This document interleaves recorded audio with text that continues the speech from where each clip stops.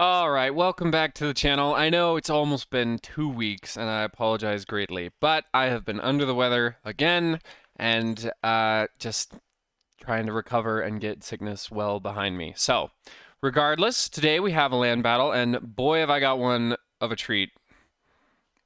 Boy, have I got a good one for you. This battle is a real treat, though. So I'm playing as the Greenskins, and then I'm up against a friend here. This is just a land battle that we were kind of testing out builds with. He has brought Grand Cathay. Now, after this battle, he adjusted his build even more. But basically, this is as much of an anti-Greenskin build, at least that he could get. Now, he started getting real finicky with it later on. However, key elements are going to be Zhao Ming. He comes in with the Dragon's Breath, so very, very cheap. He did bring both Metal Shifting and the Strength of Yang, so he actually buffs his weapon damage up to about 36% every time he casts that spell. It's the only spell he's brought, so he's going to be spamming it, so he'll have a lot of attack damage and a lot of non-armor piercing spells, or spell damage, so very, very good there. We have a Sky Junk in the air. I think this is very, very good tech to bring against factions like the Greenskins. They don't have very many air options, nor do they have super hard-hitting missiles. They do have some missiles, and they can definitely shoot it out of the sky, but it's a pretty big investment for them to try and take care of, and many Greenskin players just won't try to do that. Over here in the back, we have the Terracotta Sentinel. This is the Green Guardian, so it'll be able to reflect any missiles, which can be definitely useful, especially against a couple Greenskin monsters, as well as their infantry or archers, to say the least. A Woojing War Compass, which has two nice bombardment spells, bringing along there. We have a couple Iron Hail Gunners, and then in the back, Peasant Archers and Jade Warrior Crossbowmen. Now, the Dune Dragons are present as well as a bunch of Jade Warriors, and that is pretty much the build for Cathay. So it's a bit of a box build, just holding up, trying to make it very difficult for the Greenskins to overwhelm it. So for my side, we have a nice little vanguard here of a bunch of Goblin Wolf Rider Archers. I don't really take the Spider Riders anymore because Poison, well, like a year ago when Poison got nerfed, I just kind of stopped using it near as much. Could be wrong of me, but either way, I like to go for them. They're cheaper, they're faster. I have a couple Squig Herd on the sides here, as well as not Wurzog, Grom the Paunch. We're taking Grom Boy with a couple Savage Orc Boar Boys to help him in that flank. For the main course of the army, we have Savage Orc Biggins. It's majority of the bulk of the army. They do have a couple Night Goblins in the front to, I guess, apply some poison, but for the most part, just be meat shields. And then I've brought a Night Goblin Shaman with Vindictive Glare and the Itchy Nuisance as my spells. In the back, I do have Orc Arrow Boys, and I believe the one Rusty Arrows. So, those are the builds. As you can see, Zhao Ming already coming in with his Breath Spell. It does a very decent amount of damage. That, I don't believe, was overcasted. But when he starts spamming that spell, especially back on these archer units in the back, as you can see, they have much less of a model count. It's really going to be hurting a lot of damage. Sky Junk getting some really good shots into these Goblin Wolf Riders. They're actually almost routing off of that. And the Green Guardian, Terracotta Sentinel, knows his job. He's going to run up and try and pretty much just get these vanguarded units to be in a nuisance in any way besides hitting the army. They're just going to be trying to shoot at the Green Guardian, which isn't going to be very useful at all. So, luckily, there's nothing really out here to threaten him. If I had a bunch of big boar boys, that probably would be a bad move of his, but he's pretty speedy. He's going to be able to get back to his line whenever he needs, and that'll be just fine. Grom the Paunch, slithering right through here. He's going to get a nice charge on the Iron Hail Gunners. Beautiful charge, beautiful amount of damage there. Perfect, just what we want. And straight into the other Iron Hail Gunners. That actually, I think, stopped them from firing on those Savage Orc Biggins. I could have been wrong. Maybe I missed a volley. Either way, really nicely timed here, bringing him in. Squig Herd coming into the back. They're going to hit those Peasant Archers, as well as a bunch of Savage Orc Boar Boys coming in from the side. All the flanks are starting to collapse. Front lines are meeting. It's the big fight we were hoping for. Zhao Ming is isolating the Night Goblin Shaman. He probably should be sitting further back just a little bit. Regardless, though, he's going to be able to retreat behind his own infantry lines, and he should be just fine. The Sky Junk still blasting down on these Goblin Wolf Rider Archers. And it looks like Zhao Ming's taking a decent amount of missile damage here. I do believe these Orc Arrow Boys are going to be shooting at him. I don't know if I missed it, but he had a really good cast on the Rusty Arrows. I believe it was him. It might have been the Sky Junk, but Overcasted Dragon's Breath really deals a ton of damage to, especially Goblin infantry. They're just so lightly armored. But for the most part, we have cracked the back line of Cathay. Both of their gunner units are on the run. The Jade Warrior crossbowmen are about to leave, and we've wogged as well. Most of the frontline engagements here are probably going to go our way. So we're feeling pretty good about that. However, that is not the strength of Cathay, at least in this build. They do have over here the Dune Dragons. That's going to be a really tough piece for us to remove. But the main thing we're going to be worried about is the Green Guardian, Terracotta Sentinel, and Zhao Ming. Now, these are two single entities, as well as the Sky Junk, actually, now that I think about it. Oh, look at that. Did you see that? That Comet of Casadora actually nicked the Sky Junk. That was hilarious. A little bit of friendly fire. That's a decent chunk of damage. I wonder if that's actually a bit of a tech. You could just drop it right on top if it landed well. That could be cool. Regardless, those three single entities, not so much this Wujing War Compass, are going to be really difficult for my army to kill. I do have a bunch of Savage Orc Savage Orc Big Guns. They have the anti-large, but it's really not that much of an anti-large. The bonus is only 8, which, you mean, they already have high enough melee attack stats. It doesn't matter too much, but they don't have that much armor piercing. So they're really not going to be too much of a threat, at least not to Zhao Ming and not to the Green Guardian. The Rusty Arrows do have a Sundered Armor effect, which is definitely useful, but Zhao Ming's basically one-shot them off the field. And even though I have pretty much all the ground forces, as you can see, the balance of power is pretty much staying even here. So we're going to see if we can surround this Green Guardian and get a kill on him. I do believe we have a nice buff ability right here, yeah. The Great One is here. Beautiful Comet of Casadora there, by the way. Great One is here, gives us plus 24 melee attack, and we're probably going to be proccing it, as you can see on these Savage Orc Big Guns. They're up to 64, and then Savage... Whoa, are those... Oh, the Boar Boys are up to 60. They were up to 60. So a lot of damage is actually coming down on the Green Guardian there. These guys do have armor piercing, and they're going to be able to hit him pretty hard. Grom de Punch also is no slacker. He doesn't have that much armor piercing, but he's still Legendary Lord. He's still going to pack a punch. He's got the regen, so he might be able to outlast and outduel at least one of these single entities, with support, for sure.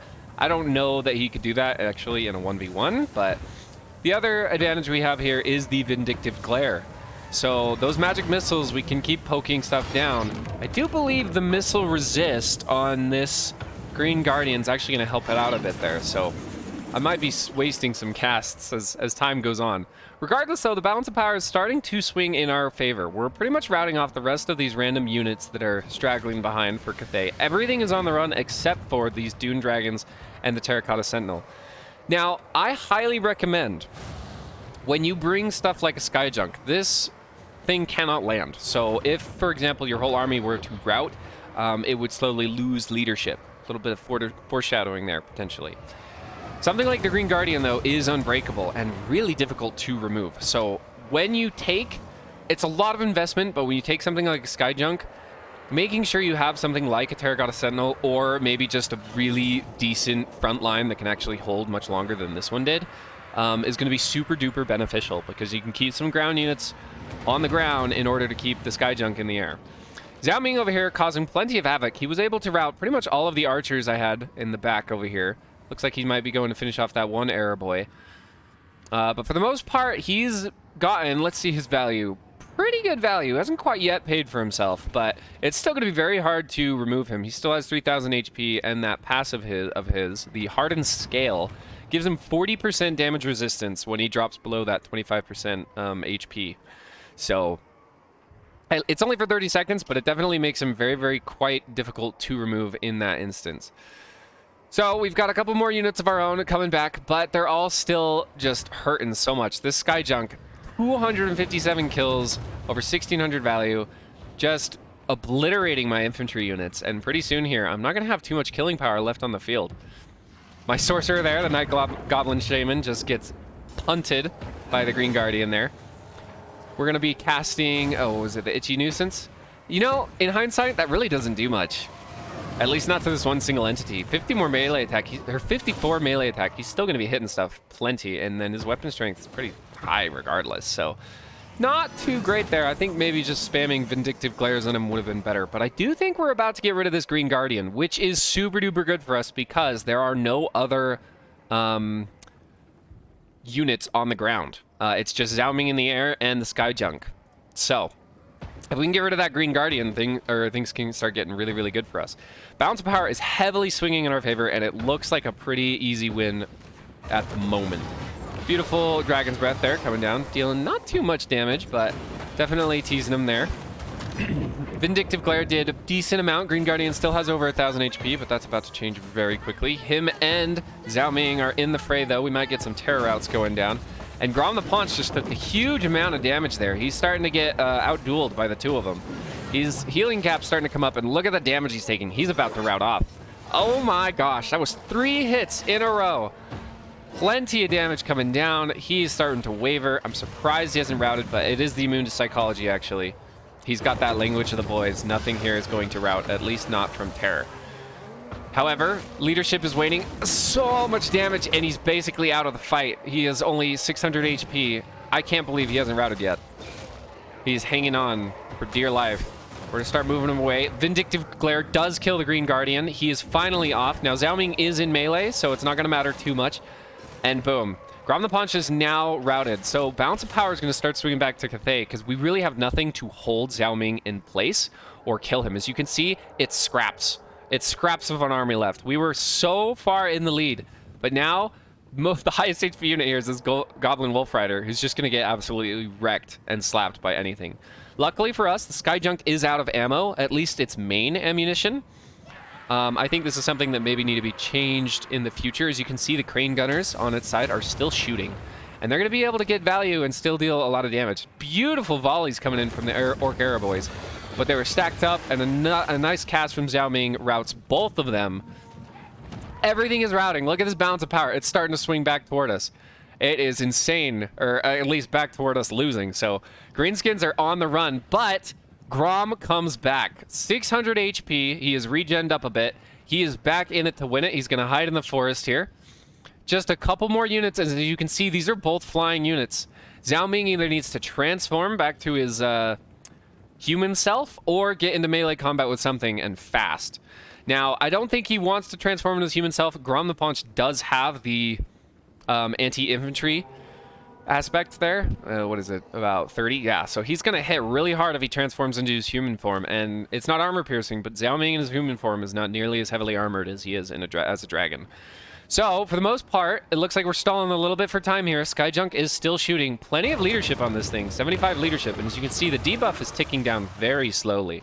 So there's actually still a lot of time for this Grand Cathay player to potentially rout off what's left. There, as you can see, is almost nothing here. Savage Orc Biggins, a couple of Wolf Riders, and Grom himself. Grom is going to be the only thing that can really potentially save this game. Zhao Ming's coming in to try and take him out.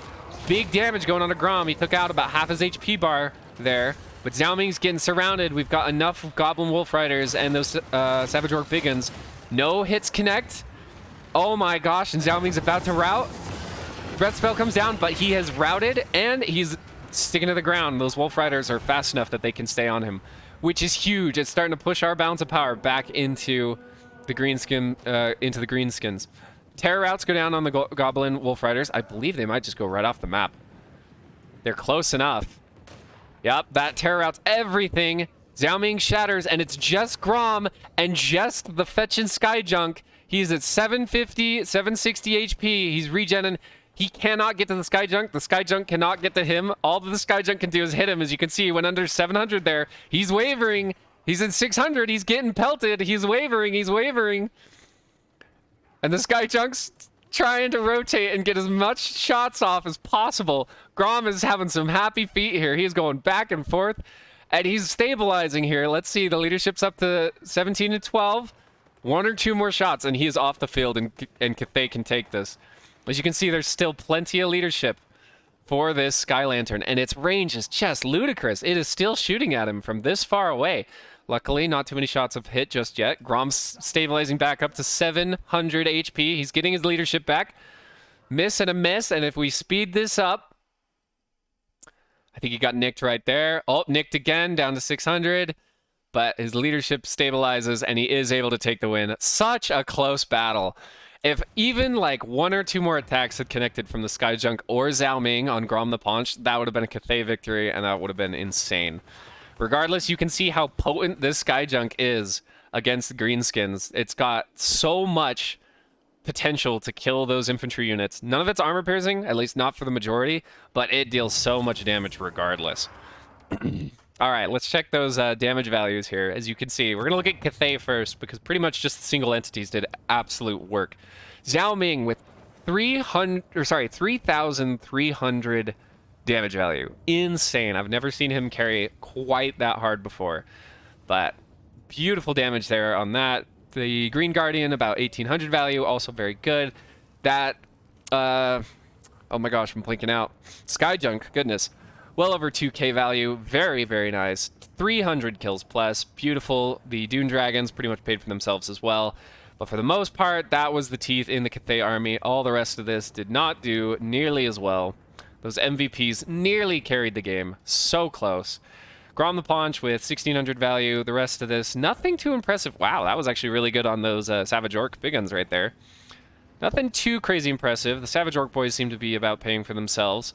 But for the most part, Grom was able to carry his orcs to the win there. Quite a butt-clenching end there. Hopefully you enjoyed that one. I did enjoy that battle quite a bit. Further on, we kind of ironed out the Cathay build for the Greenskins, or against Greenskins, and we got it to the point where it was very, very difficult for Greenskins to actually beat, at least in land battle. So next time, I might be coming out with a domination match regardless. Thank you so much for watching, and hopefully I can get a video out sooner than last time. I apologize. I've just been sick and sick. It just hasn't stopped, hasn't let up. So either way, thank you so much for watching, and I will talk to you later.